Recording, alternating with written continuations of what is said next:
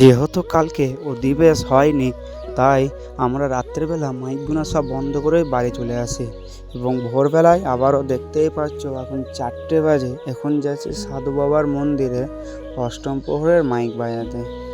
দেখতেই পাচ্ছ সাইকেলে যাচ্ছি, যেহেতু খুবই কাছে তাই সাইকেল নিয়েই আমি যাচ্ছি সাধু বাবার ওখানে মাইক বাজাতে। আর আজকে আবার যাব জামালপুর, তার জন্যে সকাল সকাল মাইকটা বাজাবো বলে চলে আসলাম আমাদের সেই মন্দিরে, যেখান থেকে আমি মাইকটা বাজাবো।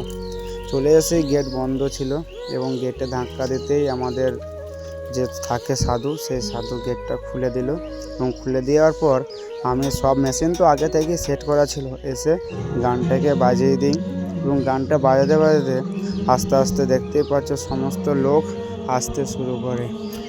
খুব অসুবিধাও হচ্ছিল অবশ্য সেই ভোর 4টের সময় উঠে আসা, তা সত্ত্বেও আমাকে আসতে হবে যেহেতু কাজ, তাই দেখতেই পাচ্ছ আসার পর আমি চলে আসি এবং সব কিছু কমপ্লিট করার পর এই যে সেই মন্দির যেখানে আজকে জল ঢালা হবে। তাই সবাই যাওয়ার আগে অবশ্যই একবার হর হর মহাদেব কমেন্ট করে যাবে এবং ভিডিওটা ভালো লাগলে একটা শেয়ার করে দিয়ে যাবে তোমাদের বন্ধুদের মাঝে।